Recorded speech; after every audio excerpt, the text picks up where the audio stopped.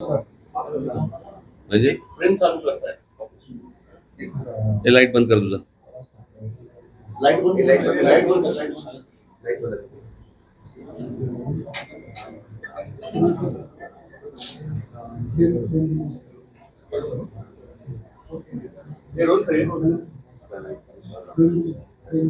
ये रोल आहे का? रोल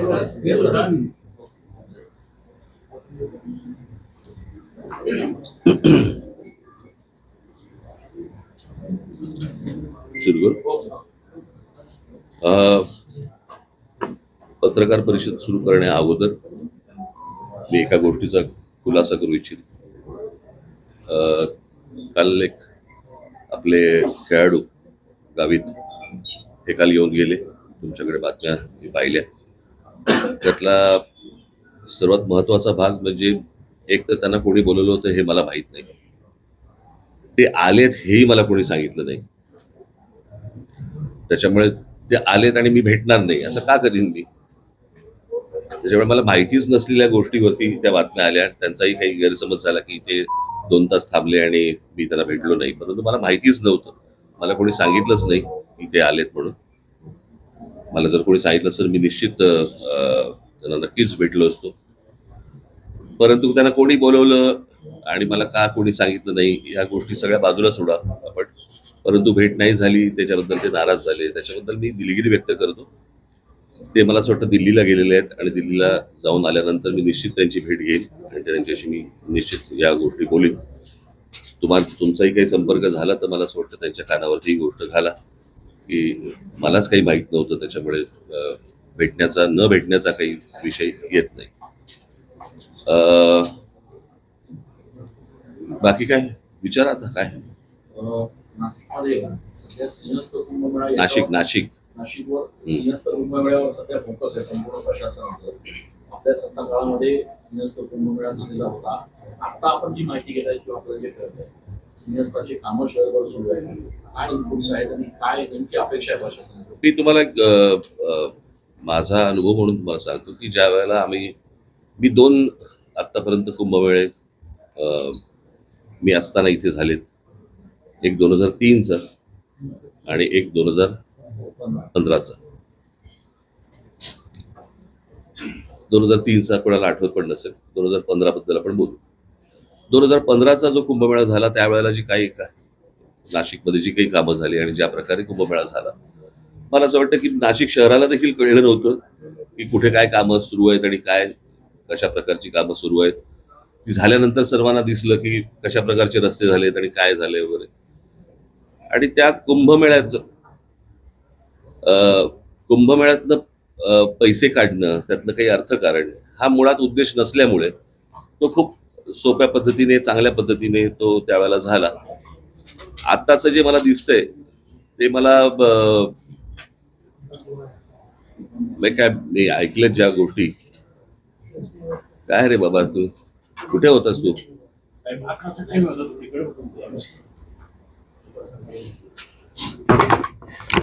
सर आता राहू दे बस. आता मी तुमच्याच माध्यमातून ज्या गोष्टी आमच्या कानावरती येतात संपूर्ण शहरामध्ये खड्डे पडलेले आहेत. काही गाड्या ट्रक बिग सगळे खड्ड्यामध्ये गेलेले आहेत. माणसं गेली आहेत त्याच्यामध्ये खास करून. परंतु या प्रशासनाला काही नाही ढिम्म येतं ना. माणसं गेल्याचं यांना कुठचे काही सोयसूत्र नाही आहे. आणि बस आपली त्या सगळ्या भागातनं म्हणजे त्या सगळ्या कामातनं कमिशन कशी मिळतील हाच फक्त एक सगळ्यात महत्वाचा भाग आहे. या कुंभमेळ्यासाठी मला कळले त्याप्रमाणे सगळे काही अनेक कॉन्ट्रॅक्टर्स हे गुजरातमधले आहेत. म्हणजे महाराष्ट्रामध्ये कॉन्ट्रॅक्टर जन्मालाच नाही आले असा भाग आहे. आणि वरून जे आदेश येतील त्याप्रमाणेच फक्त हे कुंभमेळे करायचे आणि महाराष्ट्रामधल्या एकूणच सगळ्या गोष्टी ह्या वरतून जे आदेश येतील त्याप्रमाणेच जर समजा हाताळायचे असतील तर त्यांना लख लाभो. दुर्दैव आहे. मला वाईट या गोष्टीचं वाटतं. इतकं सुंदर त्यावेळेला आम्ही नाशिक केलं होतं त्याची सगळी दुर्दशा बघून वाईट वाटतं. म्हणजे ते बोटॅनिकल गार्डन असेल किंवा माननीय बाळासाहेबांच्या नावाने केलेलं म्युझियम असेल किंवा अनेक गोष्टी ज्या त्यावेळेला केल्या होत्या त्या सगळ्या गोष्टींची बस दुसऱ्याने केलंय म्हणून त्याची वाट लावायची. मला काल का परवाच मी हा प्रश्न विचारला की त्या स्मार्ट सिटीज काय झालं त्या स्मार्ट सिटीचं, कुठे गेल्या त्या स्मार्ट सिटी?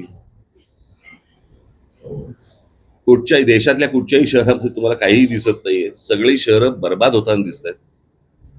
आणि मला ज्या प्रकारे निवडणुका हाताळल्या जात आहेत त्याही खूप फ्रॉड पद्धतीनेच हाताळल्या जात आहेत. हे लोकांनाही कळलंय, लोकांनाही माहिती आहेत ह्यानं मतदान कशा प्रकारचं होतंय.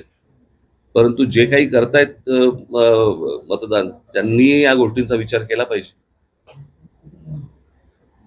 म्हणजे नाशिकमध्ये एवढ्या मोठ्या प्रमाणावरती झाडं तोडली जात आहेत, त्याच्यावरती एवढी आंदोलनं झाली, काही नाही, प्रशासन डिंब.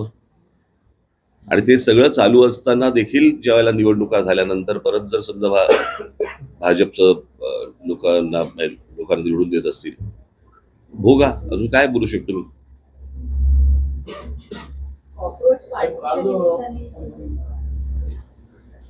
हा बोला. कॉक्रोच पार्टीच्या निमित्ताने जे देशभर दिसतंय एक वेगळा फोर्स दिसतोय तरुणांचा, त्याच्याकडे तुम्ही कसं बघता? नाही नाही, कसं आहे आता ह्या सगळ्या गोष्टींमध्ये हे शिक्षणामधल्या ज्या गोष्टी आहेत,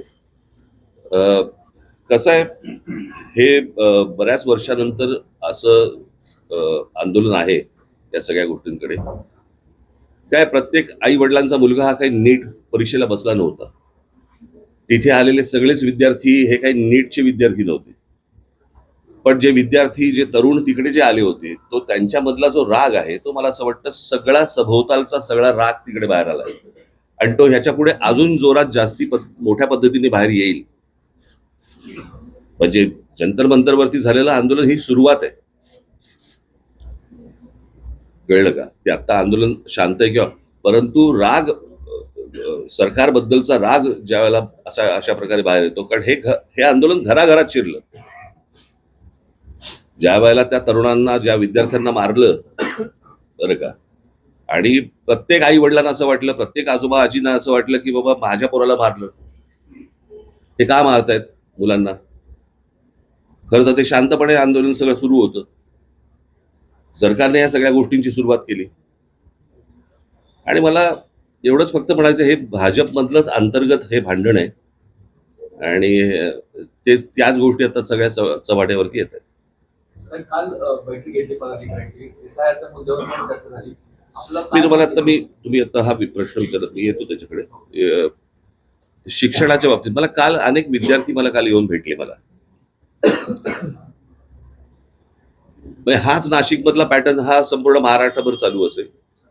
प्रश्न असा आहे की दगडांवरचे ठसे घेऊन त्यांचं आधार कार्ड चेक करण्यापेक्षा मला असं वाटतं चंद्रकांत पाटलांनी या विद्यार्थ्यांकडे जास्ती लक्ष दिलं पाहिजे. मला ही गोष्टच नाही समजली की 10वी पास झाल्यावरती पहिल्यांदा क्लासमध्ये ऍडमिशन घ्यायची आणि क्लासमध्ये ऍडमिशन घेतल्यानंतर क्लास सांगणार की कोणत्या कॉलेजमध्ये ऍडमिशन घ्यायची. आज ते विद्यार्थी कॉलेजला न जाता 8-8 तास त्या क्लासमध्ये जाऊन बसतायत आणि तिकडे शिकतायत. मग कॉलेज काय करतंय? कोचिंग क्लासेसवरती निर्बंध आणायचा आपला मसुदा गेले 24 वर्षापासून पेंडिंग आहे, तयार आहे. मात्र नाही, कोचिंग क्लासेस बंदच. ह्या सगळ्या कोचिंग क्लासेस सगळेच काय वाईट असतात अशाला भाग नाहीये, परंतु आता जे काही धंदा म्हणून जे आलेले आहेत, आता नीटचा पेपर देखील यांच्याकडनं फुटला ना, याच कोचिंग क्लासवाल्यांकडनंच फुटला ना. आतापर्यंत जेवढे पेपर फुटले या कोचिंग क्लासवाल्यांकडनंच फुटले ना. मग प्रश्न असा आहे की ते निलकणी आणून तिथे आता काहीतरी त्या निलकणींना आणलंय वरती, त्यांनी मला असं वाटतं या क्लासेसवरती पहिल्यांदा लक्ष दिलं पाहिजे.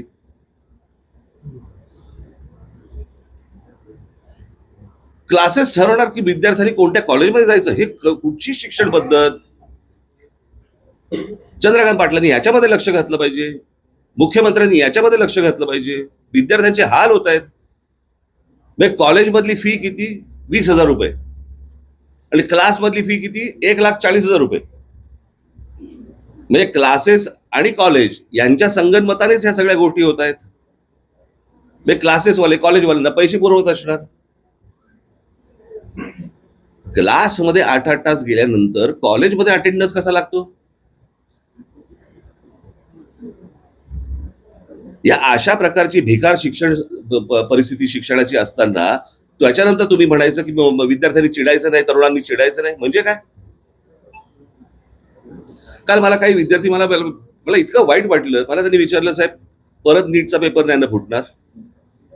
एवढी आज तिथे एक मुलगा, मला मी त्या मुलाचं नाव काल त्याचे घरचे येऊन गेले, ज्याने आत्महत्या केली, यश गोसावी.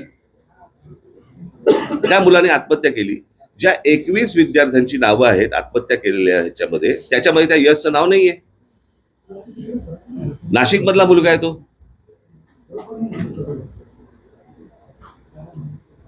प्रशासनाला हेही वाटत नाही की बाबा आता इथे कोण पालकमंत्री आहेत नाही आहेत मला माहिती नाही, पण एक नाशिक मधला मुलगा जो नीटच्या परीक्षेचा संपूर्ण तयारी करतोय, पेपर फुटल्यानंतर तो व्यथित होतो, निराश होतो आणि आत्महत्या करतो. आणि आत्महत्या केल्यानंतर त्या मुलाचं 21 मुलांची नावं येतात, 22वं नाव देता येत नाही तुम्हाला.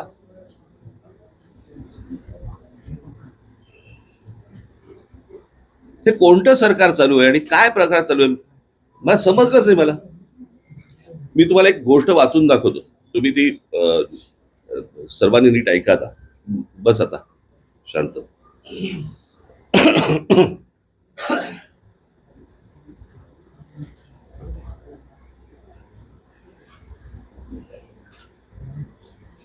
तुम्हाला वाटेल मी हा मगाचपासून मोबाईल का घेऊन बसतोय. मोबाईल, मला कोणाची फोन येणार नाहीये. मला एक गोष्ट वाचायची म्हणून तुम्हाला ठेवलंय बरोबर.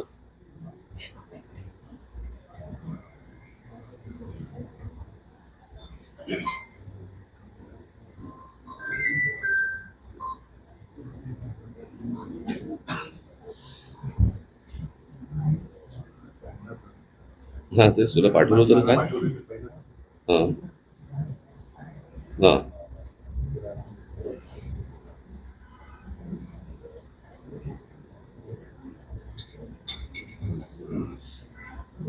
हा एक लेख आलाय, मी तुम्हाला मुद्दा म्हणून वाचून दाखवतो. तुम्ही गप्प बसा रे आता. एक तर उशिरा येऊन कॅमेरा लावू नका तुम्ही, बाकीच्यांकडनं आउटपुट घ्या नंतर.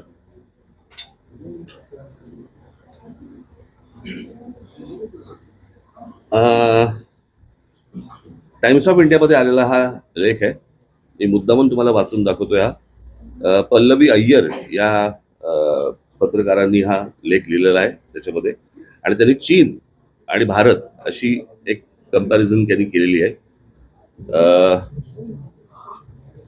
त्याचा मी तुम्हाला फक्त अर्क सांगतो त्या सगळ्या याच्यामध्ये. आपली आणि चीनची तुलना खरं तर करू नये. मोठी लोकसंख्या ही एक गोष्ट सोडली तर खूप फरक आहे. आपल्यात मुख्यतः तिथे लोकशाही नाही आणि आपल्याकडे ती आहे. तिथली राज्यव्यवस्था वेगळी आणि आपली वेगळी. तर करू नये. मोठी लोकसंख्या ही एक गोष्ट सोडली तर खूप फरक आहे. आपल्यात मुख्यतः तिथे लोकशाही नाही आणि आपल्याकडे ती आहे. तिथली राज्यव्यवस्था वेगळी आणि आपली वेगळी. परंतु तिथे शाळा झाल्यानंतर, 10वी झाल्यानंतर, शाळा झाल्यानंतर चीनमध्ये सगळी मुलं एक परीक्षा देतात. सगळी. त्या परीक्षेला गावकाव असं नाव आहे. गावकाव. मागे आवाज बंद करा रे तुम्ही, नाही तर निघून जायला सांगता ना. एक तर ते पत्रकार नाही आहेत.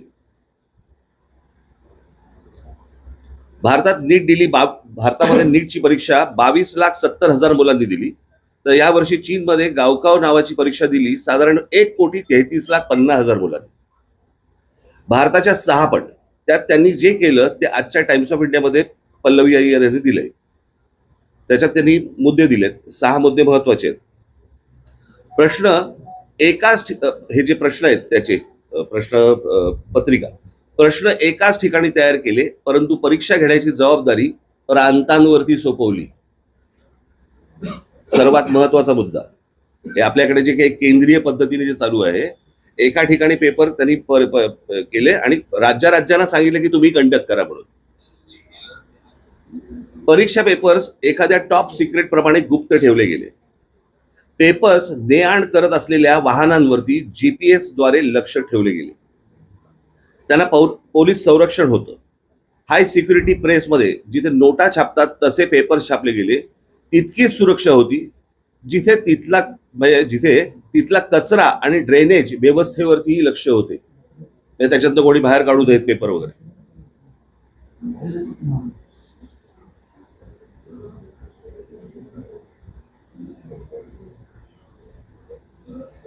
ज्या शिक्षकांनी पेपर्स काढले होते हे मागचे सगळे बाहेर काढतात. जर सगळ्यांना बाहेर काढा, सगळ्यांना बाहेर काढा, जा सगळ्यांना बाहेर काढा, जरा सगळ्यांना बाहेर काढा. सगळे जा, तुम्ही सगळे बाहेर थांबा, सगळे बाहेर थांबा, सगळे बाहेर थांबा, सगळ्यांना बाहेर थांबा.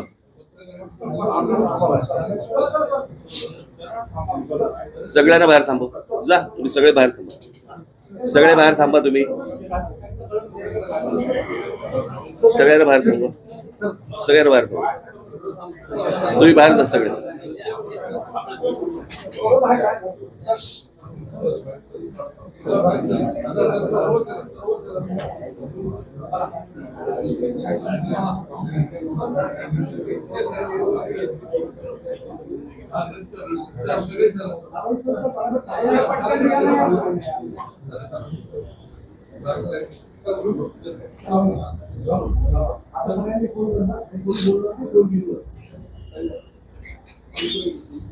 आता हा शेवटचा मुद्दा.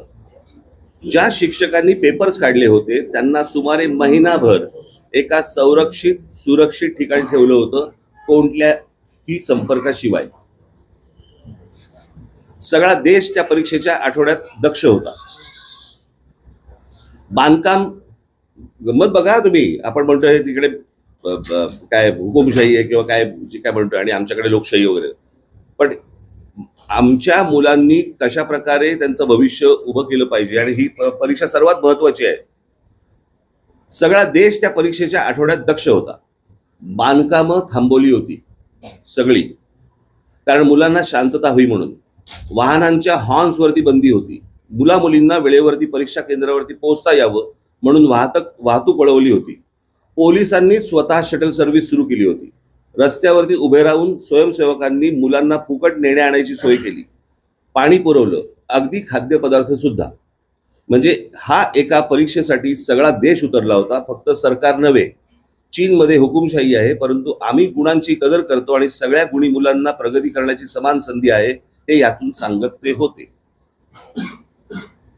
नीटच्या परीक्षेमधनं आपल्याकडे जे विद्यार्थी आहेत हे या देशाचं भविष्य आहे. इतर परीक्षा देणारे विद्यार्थी त्यांचं हे आपल्या देशाचे भविष्य आहे. त्या मुलांकडे कोणताच लक्ष नाही. दरवर्षी पेपर फुटतायत. म्हणजे हे नीटचं आंदोलन जेव्हा चालू होतं त्यावेळेला 2 पेपर फुटलेत. म्हणजे ह्या शिक्षण पद्धतीवरती जर समजा कोणाचंही लक्ष केंद्रित नसेल, कोणी त्या गोष्टीला गांभीर्याने घेत नसेल आणि त्याच्यानंतर तुम्ही म्हणाल मुलांनी चिडायचं नाही, मुलींनी चिडायचं नाही, तरुणांनी रागवायचं नाही, शिव्या द्यायच्या नाहीत. मग शिव्या द्यायचा अधिकार फक्त काय भाजपला आहे? लोकांच्या आया बहिणी काढण्याचा फक्त अधिकार भाजपला आहे? जर रास्त मागण्या करून पण जर समजा हे लक्ष देत नसतील, दुर्लक्ष करत असतील, काय करायचं लोकांनी? आणि म्हणून मी म्हटलं ना, ही सुरुवात आहे. नीट ही सुरुवात आहे. आता पुढे बघा काय काय गोष्टी होतील त्या. साहेब, एमपीएससीच्या भविष्याकडे सुद्धा असंच झालं. ऑनलाईन की ऑफलाईन याच्या गोंधळातच अजूनही अडकलेले आहेत. असं धोरण त्यांचं ठरत नाहीये. मोठा एक मिनिट जर थांबे. कोण आहे रे हे मोबाईल वरती? ते अजून बाहेर नाही गेले का?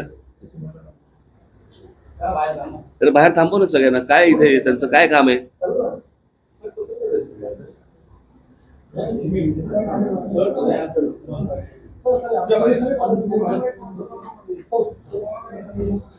तुम्ही आता जंतरमंतरच्या आंदोलनाची उद्देशून म्हणालात की भाजपमधीलच अंतर्गत भांडण काय?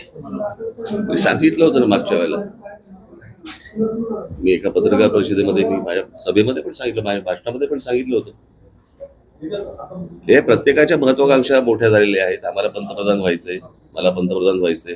त्याच्यामुळे त्या दिवशी मी जे सांगितलं ना, की ज्या वेळेला तुम्ही समोरचे शत्रू ज्या वेळेला संपवतात त्यावेळेला शत्रू तुमच्यामध्ये निर्माण होतात आणि ते जगाचा इतिहास आहे. हा ती प्रोसेस भाजपमध्ये सुरू झालेली आहे ऑलरेडी. आता ती थांबू नाही शकत. जसं वैद्यकीय महाविद्यालयामध्ये प्रवेशासाठी नीट परीक्षा आहे, त्याच्यानंतर आता प्रत्येक अभ्यासक्रमासाठी वेगवेगळ्या परीक्षा करण्यात आल्या आणि यातून खरं म्हणजे मोठा भ्रष्टाचार होतो. अनेक वेळेस गुणी मुलं जी 12वीला चांगले मार्क्स होतात त्यांना त्या मार्कांवर परीक्षा नाही, माझं तर म्हणणं आहे ते बाकी सगळ्या गोष्टींवरती आपल्याला करता येईल. पहिल्यांदा कॉलेजची भूमिका काय आणि हे जे धंदेवाईक जे क्लासेस जे निर्माण झालेले आहेत ह्यांची हे हटणार की नाही हटणार? मला असं वाटतं सरकारचा कस पहिला इथे लागला पाहिजे.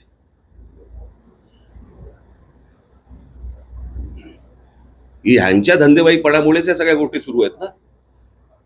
वर्तमानपत्रांना फुलपेज जाहिराती द्यायच्या, आमच्याकडे हे आलं आणि तो आला, असा आला, कसा आला? मग हेच पेपर फोडणार, ह्यांचेच कनेक्शन. मी पहिला नीटचा पेपर फुटला, बरोबर आहे, त्यावेळेला मी जर चुकत नसीन तर काहीतरी 25 लाख रुपये काहीतरी त्याची किंमत होती, बरोबर. आणि आता जो फुटला त्याची 1.5 कोटी आहे. डॉलरचा रेट का वाढला हे कळलं आपल्याला.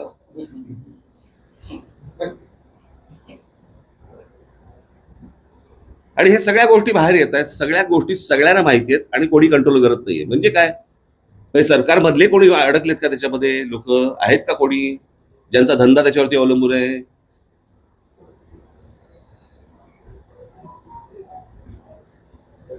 मला या सगळ्या गोष्टींची उत्तर सरकारने द्यावीत.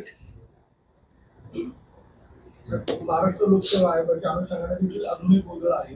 ऑफलाईन किंवा ऑनलाईन परीक्षा कशी द्यायची ठरत नाहीये. तुम्ही मला प्रश्न विचारताय का सांगताय? याच्यामध्ये काय सोल्युशन वाटतं, कशा पद्धतीने? मी काही त्यातला तज्ज्ञ नव्हे, बरं का. जे लोक तज्ज्ञ आहेत त्यांच्याशी ह्या गोष्टी, तज्ज्ञ आहेत ना एवढे, तज्ज्ञांची काय कमतरता आहे का? परंतु प्रश्न असा आहे ना सरकारचा की सगळं आम्हालाच कळतं. यातनं ज्या दिवशी सरकार बाहेर येईल आणि ज्या दिवशी तज्ज्ञांशी ज्याला चर्चा करून त्याच्यातनं काहीतरी सोल्युशन येईल तेव्हाच होईल ना, त्याशिवाय कसं होईल? आता ते नीलकंठीने आणले तर मला माहित नाही ते काय करणार आहेत. काल मोहन भागवतांनी पण तरुणांशी संवाद साधला. एका बाजूला उशीर झाला. साहेब त्यांनी जैन सोबत संवाद साधला मोहन भागवत आणि ते म्हटलं की डोळे दाखवून उशीर झाला. महाराष्ट्रात सुद्धा पेपर फुटे असेल किंवा चालक रायडिंग असेल, याच्या विरोधात आज विद्यार्थ्यांचे आंदोलन नाशिकमध्ये सुद्धा आहेत. तर याबाबत आणि त्यांनी दादा भोसेंचं राजीनामा मागितलं. महाराष्ट्र ते मला असं वाटतं मी आता एवढं सगळं बोलल्यानंतर हा काय प्रश्न आला? शिक्षण व्यवस्थेमध्येच जो गोंधळ आहे तो सुधारला पाहिजे ना. आज नाशिकमध्ये सुरू आहे, उद्या अजून ठिकाणी, दुसऱ्या ठिकाणी. प्रश्न असा आहे की हे काय म्हणतायत ती मुलं, हे आपण समजून घेणार आहोत का? त्यांना, त्यांच्या आई वडिलांना काय प्रकारचा त्रास होतोय, मानसिक होतोय, आर्थिक होतोय, सर्वच बाजूनी होतोय, तो आपण समजून घेणार आहोत का? काय ही मुलं उगा त्या मोबाईलवरती ज्यावेळेला ती मुलं बघतात ना, जग ज्यावेळेला पाहतात त्याला मला सांगा कोण राहील इथे? मी परवा दिवशीचा आकडा वाचून दाखवला ना, किती मुलं गेली बाहेर.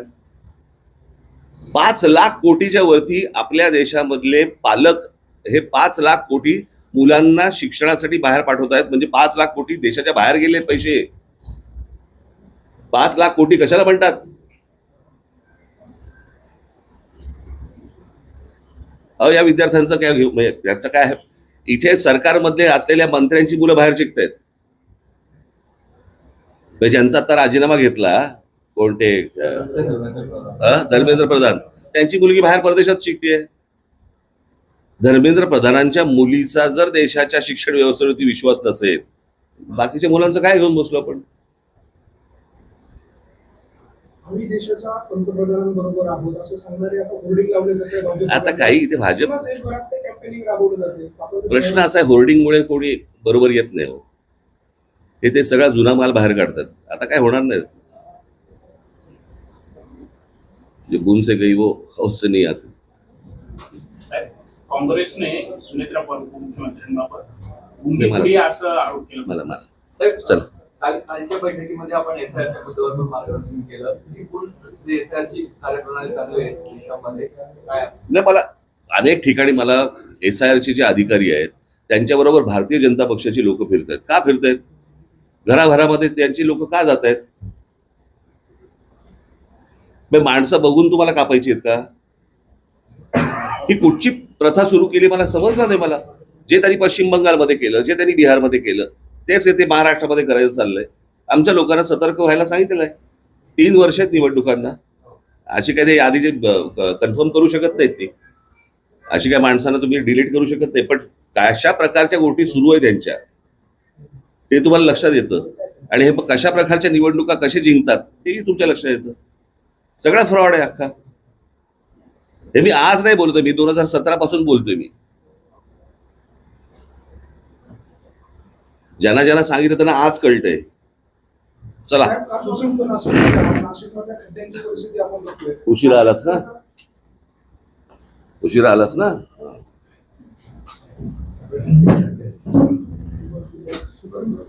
चला भेटतो.